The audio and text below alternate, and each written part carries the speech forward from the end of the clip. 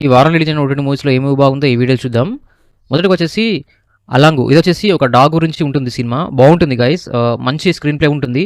And ఈ ఫిల్మ్‌లో వచ్చేసి action sequences బావుంటాయి. అండ్ బీజీఎం కూడా బావుంటుంది. సినిమాటోగ్రఫీ బావుంటుంది. యాక్టర్ పెర్ఫార్మెన్స్ బావుంటుంది. డాగ్ గురించి ఒక సాంగ్ ఉంటుంది. అది నాకు చాలా బాగా నచ్చింది.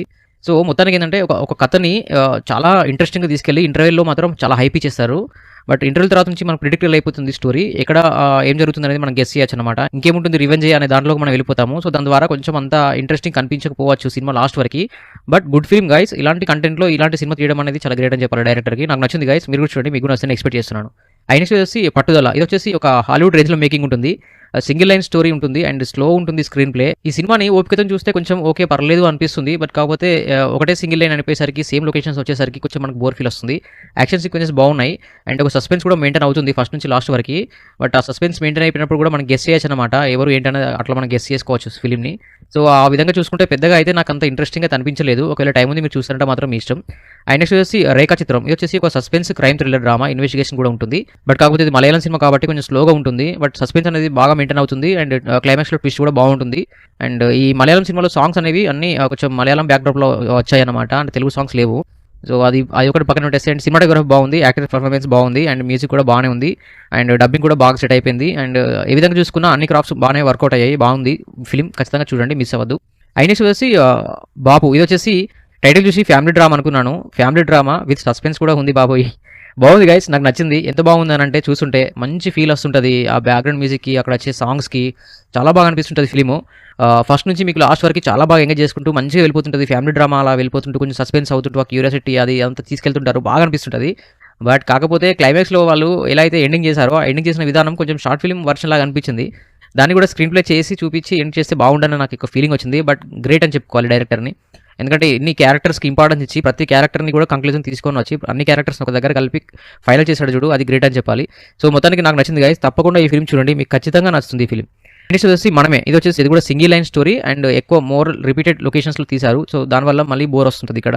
సేమ్ 'పట్టుదల' సినిమా లాగా ఇది కూడా అంతే. Single line story same locations. ఇక్కడ కూడా అంతే. Single line story same locations. Slow narration ఉంటుంది. ఇక్కడ కూడా ఎంగేజ్ చేసే అంత ఇది ఉండదు. బాబు గురించి సినిమా మొత్తం వెళ్ళిపోతుంది. బట్ అతను కూడా కొంచెం ఇంకొంచెం ఏజ్ ఉన్న అబ్బాయిని తీసుకొని కొంచెం మాటలు అట్లా నత్తిలాగా వచ్చే మాటలైన అబ్బాయిని తీసుకొని అతనితోని చిన్న చిన్న మాటలు పలికించినా గానీ మనకు ఒక సెంటిమెంట్ చాలా బాగా వర్కౌట్ అయ్యేది. బట్ ఇక్కడ బాబుది అంతగా ఉండదన్నమాట. సో, వీళ్ళు కొన్ని సీన్స్ ఎంతగా పండించాలని చూసినా అక్కడ కొన్ని సీన్స్ వర్కౌట్ అవ్వలేదు. సో, దాని ద్వారా మనకి ఎక్కడో బోర్ ఫీల్ వస్తుంటది సినిమా. సో, నేను అతి కష్టం మీద కంప్లీట్ చేశాను. ఒకవేళ టైం ఉంది మీరు చూసారంటే మాత్రం మీ ఇష్టం.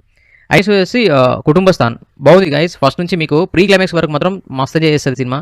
మీరు చూస్తే బాగా ఎంజాయ్ చేస్తారు. అరే ఏంటి నాకు ఇలా జరుగుతుండే కదా! అరే మన ఇంట్లో ఇలా జరుగుతుంది కదా! ఇప్పుడు నా పరిస్థితి ఇలానే ఉంది కదా! అన్న ఫీలింగ్‌లో మనం ఉండిపోతాము. ఎందుకంటే ఎవ్రీ కామన్ మ్యాన్‌కి బాగా టచ్ అవుతది ఈ ఫిల్మ్. ఖచ్చితంగా ఈ ఫిల్మ్ చూడండి. అసలు డబ్బు గురించి ఒక డైలాగ్ ఉంటది బాస్. నిజంగా హార్ట్ టచ్ చేసింది నాకది. చాలా బాగా నచ్చింది. ఇతను స్టోరీ సెలక్షన్స్ బాగా చేసుకుంటాడు హీరో.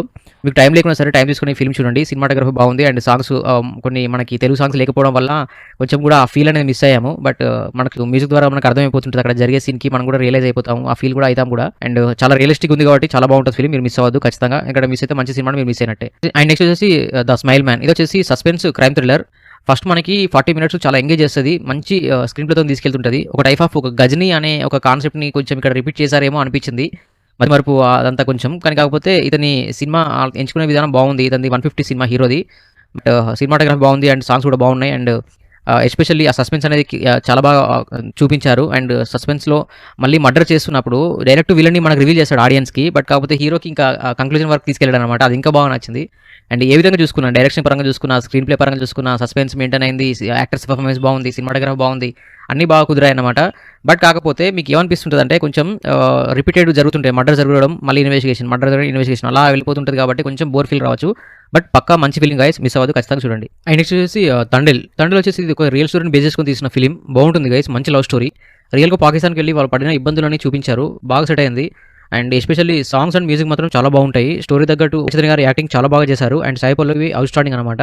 సో, ఎంతసేపు స్క్రీన్ మీద సాయి పల్లవి, నాగచైతన్య గారు కనిపించినప్పుడు మనకు సీన్స్ చాలా బాగా అనిపిస్తుంటాయి. చూస్తే చూడాలనే ఫీలింగ్‌లోనే మనం ఉండిపోతాం అనమాట. అండ్ డైరెక్షన్ గానీ, అండ్ సినిమాటోగ్రఫీ గానీ, అండ్ బీజీఎమ్స్ గానీ, మ్యూజిక్ గానీ, అండ్ యాక్టర్ పెర్ఫార్మెన్స్ గానీ, అండ్ కాస్ట్యూమ్స్ గానీ, రియల్ టైప్ ఉన్న లొకేషన్స్ గానీ, సెటప్స్ గానీ అన్నీ కూడా బాగా కుదిరాయి. ఓటీటీలో ది బెస్ట్ ఫిల్మ్. మీరు మంచిగా చూడొచ్చనమాట ఫ్యామిలీ అందరూ కలిసి.